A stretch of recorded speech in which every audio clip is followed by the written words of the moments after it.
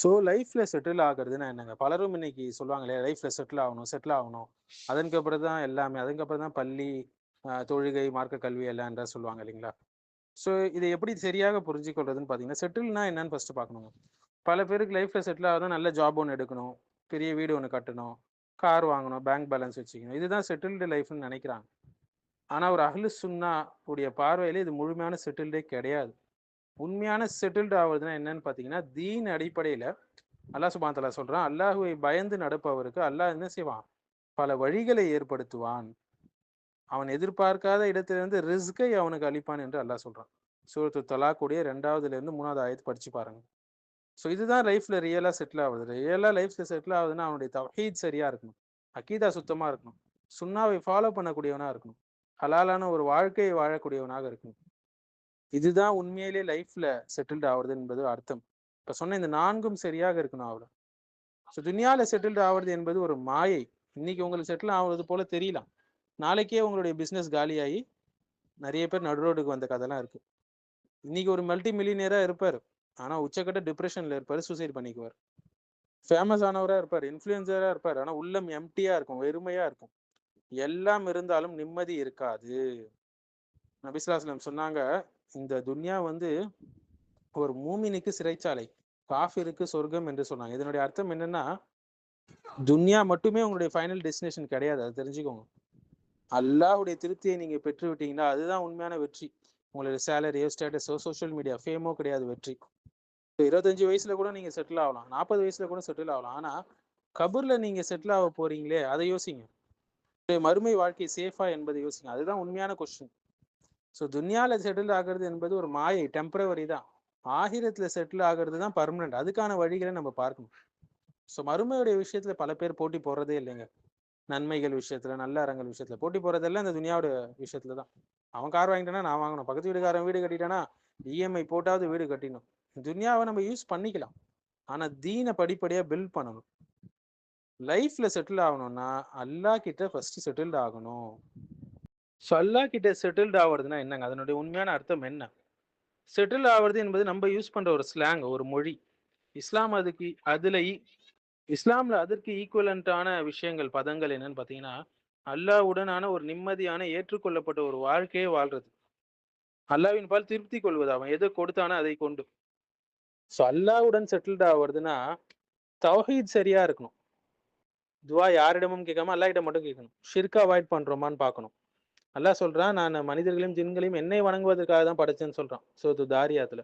So இதுதாங்க foundation. இது இல்லாமல் ஒருபோதும் நீங்க செட்டில் ஆக முடியாது. நீங்க என்னதான் வந்து லைஃப்ல பெரிய ஆளா இருந்தாலும் சரி. ஸோ அல்லாஹ் கிட்ட செட்டில்டு ஆகுறதுன்னா, சுன்னாவை ஃபாலோ பண்ணணும்னு அர்த்தம். நபி ஸல்லல்லாஹு அலைஹி வஸல்லம் வழி இல்லாமல் நல்ல இன்டென்ஷன் இருந்தாலும் அது அக்செப்ட் ஆகாது அல்லாஹ்விடத்தில். ஸோ நம்முடைய இந்த தீனுடைய காரியத்துல யார் புதுசா நுழைக்கிறாங்களோ, அது அல்லாஹ்வால் ரத்து செய்யப்படும் சொல்லி நபி ஸல்லல்லாஹு அலைஹி வஸல்லம் ஹதீஸ் இருக்கு.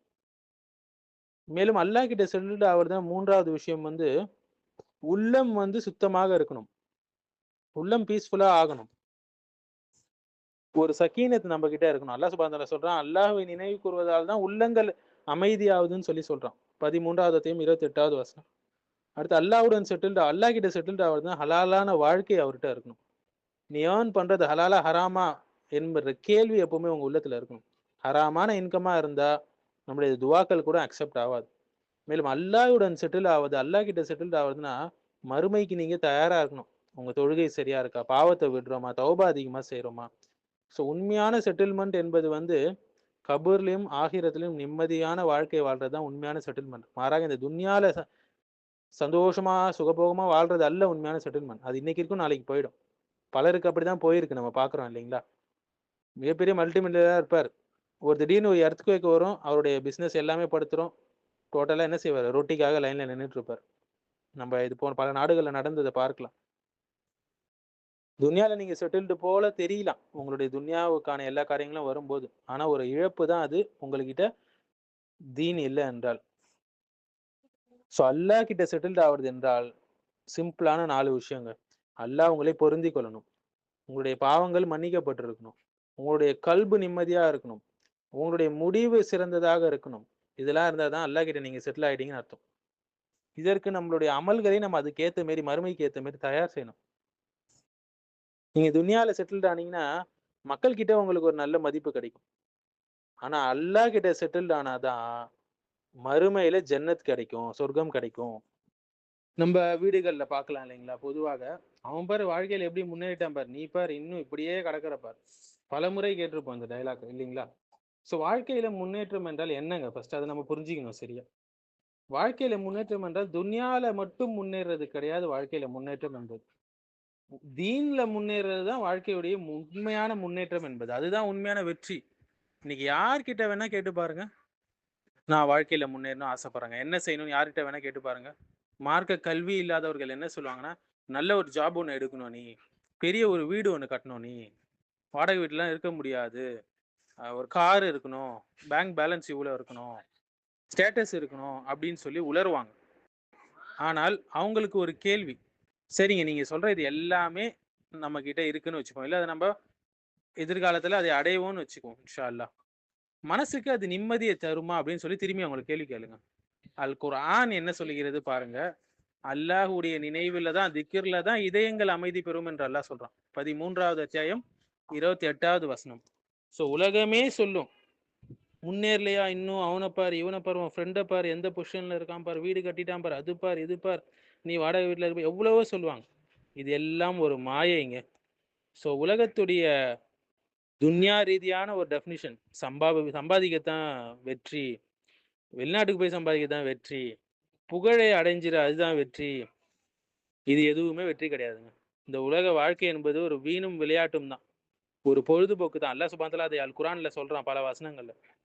உங்க காசு நிறைய வச்சிருக்கீங்களா, அது டெம்பரவரி தான், என்னைக்கு வேணா உங்களை விட்டு போகலாம். உங்ககிட்ட அழகு இருக்கா, அதுவும் டெம்பரவரி தான், உங்களுக்கு வயசாயிடுச்சுன்னா அது உடனே போயிடும், அதுவும் குறிப்பா இந்த காலகட்டத்தில். உங்ககிட்ட ஸ்டேட்டஸ் இருக்கா, ஒரு அந்தஸ்து இருக்கா, அதுவும் டெம்பரவரி தான், எப்போ வேணா போயிடும். எல்லாமே மரணம் வந்துருச்சுன்னா உங்களுக்கு எல்லாமே உங்களை விட்டு போயிடும். நீங்க மரணிச்சிட்டிங்கன்னா உங்களுக்கான பட்டம் என்னன்னா, எப்போ மையத்தை எடுக்கிறீங்க அதான். நீங்க எவ்வளோ பெரிய ஆளா வேணா இருந்துக்கங்க, எப்போ மையத்தை எடுக்கிறீங்கன்னு தான் கேட்பாங்க. ஸோ உண்மையான முன்னேற்றம் என்பது என்னன்னு பார்த்தீங்கன்னா, இஸ்லாம் என்ன சொல்லுதுன்னா, நீ அல்லாஹ்வுடன் நெருக்கமாவறியா, அதுதான் உண்மையான வெற்றி. அல்லாஹ்வுக்கு சிறந்த அப்தாக, அடிமையாக இருக்கியா, அதுதான் உண்மையான வெற்றி. அல்லாஹ்விடம் மிகவும் கண்ணியமானவர் யாரு? தக்வா உடையவர் என்று அல்லாஹ் சுப்ஹானஹு வ தஆலா சொல்றான். 49வது அத்தியாயம் 13வது வசனம். ஸோ உங்களுடைய வெற்றி என்பது உங்களுடைய தக்குவால இருக்கு, உங்களுடைய ஈமான்ல இருக்கு, உங்களுடைய நல்ல அமல்கள்ல இருக்கு. ஸோ தீன்ல முன்னேற்றம் என்பது எப்படின்னு பார்த்தீங்கன்னா, உங்களுடைய தொழுகையை நீங்க பேணி பாதுகாக்கணும், ஒரு ஹுஷூவோட நீங்க தொழணும், அதிகமாக குர்ஆன் ஓதணும், அதிகமாக திக்ர் செய்யணும், உங்களுடைய உள்ளம் உயிரோட்டமாக இருக்க வேண்டும், உங்ககிட்ட ஒரு நல்ல கேரக்டர் இருக்கணும். இது எல்லாம் இருக்கும்போது தான் நீங்க தீன்ல முன்னேற்றம் அடைஞ்சிருக்கீங்கன்னு அர்த்தம். தீன்ல எப்போ முன்னேற்றம் அடைஞ்சிட்டீங்களோ அப்பயே நீங்க வாழ்க்கையில முன்னேறிட்டீங்கன்னு அர்த்தம். உங்களிடம் பொருளாதாரம் இல்லை என்றாலும் சரி, பதவிகள் பட்டங்கள் எதுவும் இல்லை என்றாலும் சரி, யார் என்னை நினைவு கூற மறந்துட்டாங்களோ அவங்களுக்கு இந்த துன்யால கடினமான ஒரு வாழ்க்கை இருக்கு, மறுமையிலும் கடுமையான வாழ்க்கை இருக்குன்னு அல்லாஹ் அல் குர்ஆன்ல பல வசனங்கள்ல சொல்லலாம். 20வது அத்தியாயம் 124வது வசனம் கூட நம்ம பார்க்கலாம். ஸோ உண்மையான வெற்றி என்பது எப்போ என்றால், நம்முடைய தொழுகை இம்ப்ரூவ் ஆகணும், பாவங்கள் குறையணும், நம்முடைய உள்ளம் சாஃப்டாக ஆகணும், அல்லாஹ்வுடைய நினைவு திக்ர் அதிகமா ஆகணும். இதுதாங்க ப்ராக்ரஸ், இதுதான் வெற்றி. சிலர் இதை லேட்டாக தான் ரியலைஸ் பண்ணுவாங்க வாழ்க்கையில. லைஃப் முழுக்க பணத்தை தேடி இருப்பாங்க, பதவியை தேடி இருப்பாங்க, புகழை தேடி இருப்பாங்க, அதன் பின்னாடியே ஓதி இருப்பாங்க. இறுதியில தான் தெரியும் அவங்களுக்கு இது எதுவுமே நமக்கு நிம்மதியை தராது என்று.